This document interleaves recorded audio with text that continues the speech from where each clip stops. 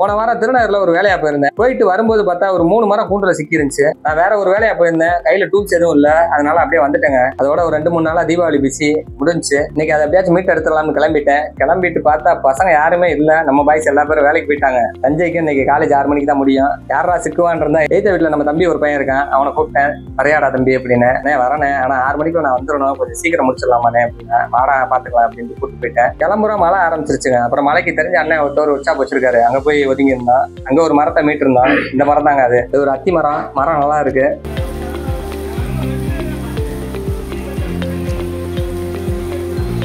மழை விட்டுருச்சு, கிளம்பிட்டோம். கிளம்பி போனா மழை விட்டதோட திரும்ப வெயில் ஆரம்பிச்சிருச்சுங்க. வெயில் பயங்கர வெயில். மழை பெஞ்சு ஈரத்துக்கு அதுக்கும் ரோடு அப்படியே கண்ணாடியா இருக்கு. மூஞ்சில எவ்வளவு வெயில் அடிக்குது. மேக்சிமம் எல்லா பேரும் மூஞ்சியை மறைச்சிட்டு தாங்க போறாங்க. அந்த அளவுக்கு மூஞ்சில வெயில் அடிக்குது. அப்புறம் கிளம்பி போய் மரத்துக்கிட்ட போயிட்டான். போன உடனே அந்த கடைக்காரங்கிட்ட விவரத்தை சொன்னேன். பூண்டை எல்லாம் கட் பண்ணலாம்னு ஆரம்பிக்கிறேன். அதுக்குள்ள நம்ம தம்பி சட்டையில வந்து கக்கா போயிருச்சுன்னு அவனை கிண்டல் பண்ணி சிரிச்சுக்கிட்டு இருக்கேன். அவனை சிரிச்சதுக்கான கர்மா தாங்க. ரிட்டர்ன் வரும்போது என் சட்டையிலையும் கக்கா போயிருச்சு. உடம்புல என்ன காக்கா கலைஞ்சிருச்சு. இப்படியா ஊர்ல இருக்க காக்காக்களே காதா பத்தி.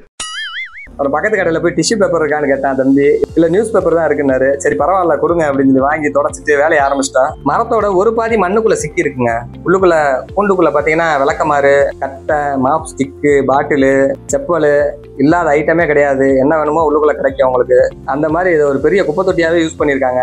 முதல்ல அந்த ஃப்ரீயா இருக்க பக்கம் வெட்டிடுவோம்னு சொல்லி வெட்டி எடுத்தாச்சு. இந்த பக்கம் இருக்க மண்ணை எல்லாத்தையும் கிளச்சி எடுத்தான். அதுக்கப்புறம் தம்பி நானும் கொஞ்சம் ஹெல்ப் பண்றேன்னு சொல்லிட்டு மண்ணெல்லாம் கொஞ்சம் கிளச்சி எடுத்தேன்.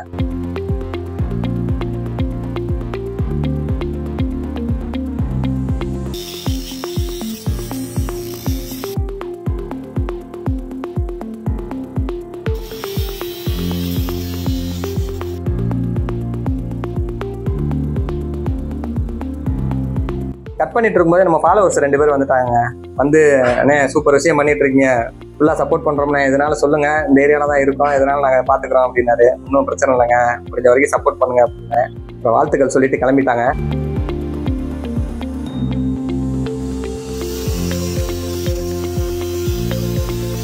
மரத்தோட மேல் பகுதியில் மட்டும் கூண்டு வந்து மரத்துக்குள்ளே சிக்கி இருக்குங்க.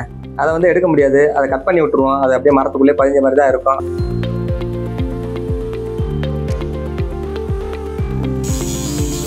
கம்ப்ளீட்டா வெட்டி எடுத்தாச்சு.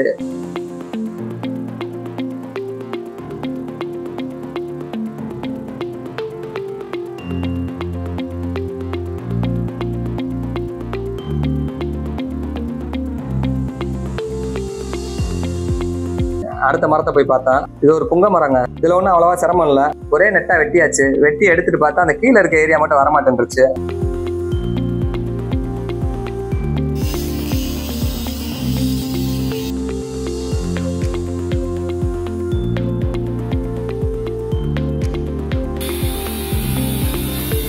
அதுக்கப்புறம் முடிஞ்ச வரைக்கும் அதுலயும் மண்ணை எல்லாத்தையும் களைச்சி விட்டுட்டு சுற்றி இருக்க ஏரியாவெல்லாம் வெட்டி எடுத்துட்டு அதையும் கிளீன் பண்ணி எடுத்தாச்சு.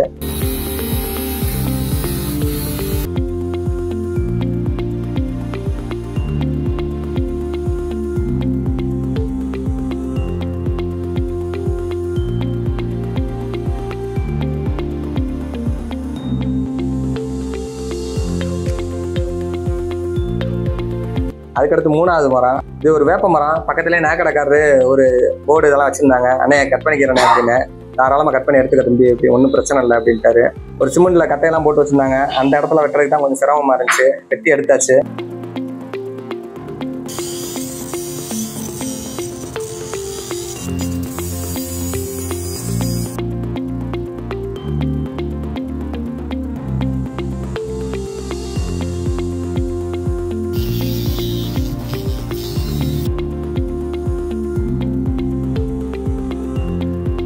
கடைசி அந்த 3வது மரத்துல இருந்த கூண்டையும் கம்ப்ளீட்டா வெட்டி எடுத்தாச்சு.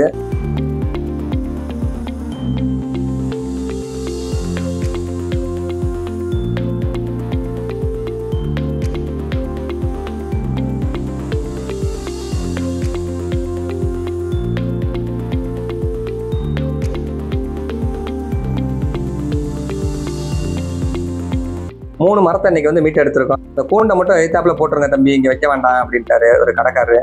கூண்டு ஆப்போசிட்ல போட்டாச்சு. கடைக்காரர் தண்ணி கொடுத்தாரு. வாங்கி கையை கழுவிட்டு மலையோட அங்கிருந்து கிளம்பிட்டாங்க.